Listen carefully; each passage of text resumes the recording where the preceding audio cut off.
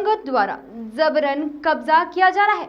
जी हां, हम आपको बता दें कि मामला सागर जिला मुख्यालय से जुड़ा हुआ है, जहां बंडा निवासी सुरेश भाईजी पिता रतन चंद भाईजी की मकरोनिया के वार्ड क्रमांक 2 श्री कृष्ण वार्ड के ज्योति नगर में स्थित 1250 वर्ग फीट के प्लॉट पर दबंगों ने जबरन कब्जा कर लिया है, जबकि आवेदक के द्वारा हाईकोर्ट से स्टे भी ली गई है। इसके बाद भी दबंगों के हौसले इतने बुलंद हैं कि प्रशासन भी रोकने में असहाय होता नजर आ रहा है। आवेदक द्वारा प्रेस विज्ञप्ति जारी की गई थी। इसके बाद भी दबंगों के द्वारा हाईकोर्ट की अवहेलना करते हुए निर्माण कार्य लगातार किया जा रहा है। ऐसा लगता है कि इन दबंगों के सामने पुलिस की कार्यवाही करने में लापरवाही बरत रही है। एक और प्रदेश के मुख्यमंत्री भूमाफियाओं पर कार्यवाही करते नजर आ रहे हैं, लेकिन आगर जिला प्रशासन का रवैया अलग ही देखने को मिल रहा है। वहीं भूमाफिया सागर एवं जिले भर में लगातार अपने पांव पसार रहे हैं। सागर आए प्रभारी मंत्री से भूमाफियाओं के संबंध में जब प्रभारी मंत्री अरविंद सिंह भदौरिया से पूछा गया तो उनका कहना था कि कोरोना काल के चलते भूमाफियाओं पर कार्यवाही नहीं हो रही है। उनकी पर प्रदेश के मुख्यमंत्री के आदेश पर फिर से कार्यवाही की जाएगी, किसी भी माफिया को छोड़ा नहीं जाएगा। आवेदक ने प्रभारी मंत्री को आवेदन देकर अवगत कराया कि मकरोनिया स्थित उसके प्लाट पर दबंगों द्वारा जबरन कब्जा कर लिया गया है।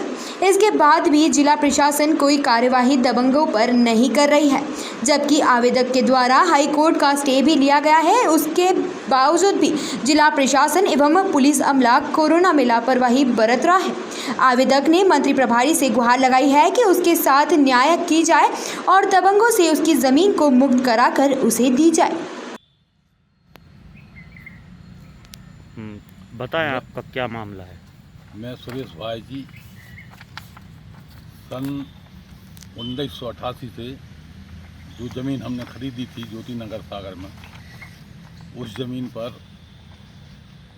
कुछ कब्जेधारी राजेंद्र यादव, हुक्म यादव और प्रदीप सिंघई और नितिन जैन, ये सब लोग ज़बरदस्ती जबरन कब्जा कर रहे हैं। मना करने पर बंदूक की नोक पर डराते धमकाते हैं, जान से मारने की धमकी देते हैं।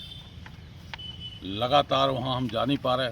फिर नायब तहसीलदार के यहाँ हमने शिकायत की, उन्होंने स्टे दे दिया। स्टे के बाद में 2-4 दिन बाद स्टे कैंसिल कर दिया। सिटी मजिस्ट्रेट के यहाँ दिया, सिटी मजिस्ट्रेट ने लंबी पेशी दे दी। उसके बाद में ये सिविल में डाला, सिविल में पेशी चल रही है।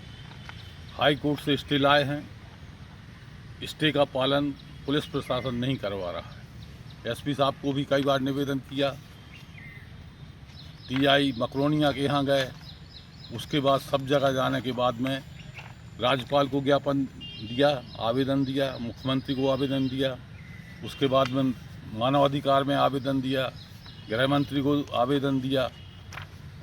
अभी कल सागर प्रभारी मंत्री जी को आवेदन दिया। सब जगह आवेदन देते रहे, वो अपना काम करते रहे। काम रोकने वाला कोई नहीं है। टीआई साहब का कहना है इस पर नहीं लिखा, हमारा जो हाई कोर्ट का स्टे है हमारे लिए नहीं लिखा कि इसका पालन करो, और लगातार अनदेखी करते हुए काम जारी रखे हुए हैं। और बार बार सब जगह जाने के बाद भी एक ही जवाब मिलता है, सबकी साँठ-गाँठ से ये काम चल रहा है और काम रोकने वाला सागर जिले के अंदर कोई नहीं है। आपको हाई कोर्ट से जो ऑर्डर मिला है वो दिखाएंगे।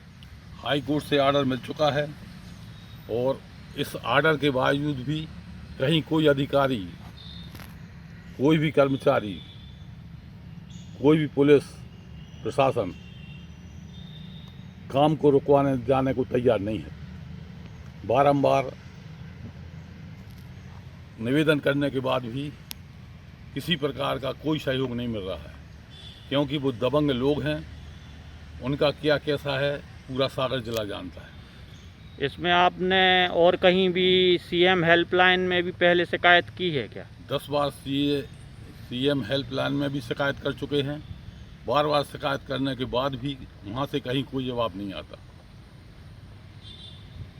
तो आप क्या चाहते हैं? अब हमको न्याय मिलना चाहिए। पुलिस प्रशासन से चाहते हैं कि जो हाई कोर्ट का स्टे है इसका पालन करवाएं।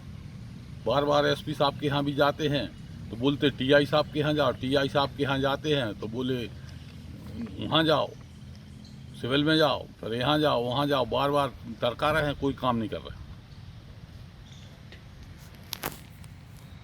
यहाँ पे लेकिन बंद हो गई सर आपकी कार्रवाई। अभी हमने फिर निर्देश दे दिया आज। मेरा कहना पॉइंटेड पता करिए। अभी मैंने निर्देश दिया, मैंने कहा इस पर भी एक्शन करिए। अगर कहीं बाकी जो एंटी सोशल एक्टिविटीज चल रही हों, चलते हैं, उन पर भी सख्त से सख्त एक्शन करेंगे। आप निश्चित हो करिए। यहाँ पे सारी समीक्षा की है जी बस। कानून व्यवस्था को लेकर भी मंत्री जी की यहाँ पे जिले में बहुत शिकायत है, क्या कहेंगे? कानून व्यवस्था को दुरुस्त करेंगे, व्यवस्थित करेंगे। अभी मैं पुलिस विभाग अगली बार आऊँगा, पुलिस की मीटिंग भी अलग से। भाई साहब पूरी समीक्षा की है आपने, क्या निकल के आया आपके द्वारा? अब क्या नया होगा सागर में? मुझे लगता है कोरोना की दृष्टि से अच्छा कंट्रोल किया यहाँ के प्रशासन ने हमारी दृष्टि से। कोरोना को छोड़ के आगे डेवलपमेंट में क्या है? डेवलपमेंट की दृष्टि से भी जो अधिकतम बेहतर हो सकता है, बुंदेलखंड का ये मूल जगह है, बुंदेलखंड का संवाद केंद्र है। जब बुंदेलखंड के विकास के लिए मध्य प्रदेश के मुख्यमंत्री शिवराज सिंह चौहान लगातार प्रयास कर रहे हैं। कई प्रकार का पैकेज देने के भी प्लान है और अधिकतम जो हो सकता है हमारा बुंदेलखंड कैसे डेवलप हो सकता है, उसके लिए हम लोग लगातार प्रयास कर रहे हैं। एरीगेशन में हम लंबे समय में काम करते करते आज व्यवस्थित हुए। एक समय में 7 लाख हेक्टेयर सिंचाई करते थे पूरे प्रदेश भर में, राजे महाराजा से लेके और सरकारों तक। शिवराज सिंह चौहान साहब आने के बाद जो है ना, आज हम 7 लाख हेक्टेयर से लेके 42 लाख हेक्टेयर पहुँचे। अभी करीब 60 लाख हेक्टेयर का प्लान, 70 लाख हेक्टेयर का प्लान किया है, वो भी सब हम लोग काम करने वाले हैं। ऐसे अलग अलग नदियों पर अलग अलग प्रकार से काम करने का प्रयास। कोरोना से अभी जनता उभर कर नहीं आ पाई, लेकिन भारतीय पेट्रोल और डीजल के दाम चल रहे हैं, क्या कहेंगे? मुझे लगता है पूरे देश में जो है ना इंटरनेशनल लेवल पर ये सब तय होते हैं। इंटरनेशनल मार्केट में मतलब होने के कारण प्लस माइनस होते रहते हैं। सर आपके एक साथी मंत्री ने कहा है कि कैनन न्यूज़ के लिए सागर से नीरज जैन की रिपोर्ट।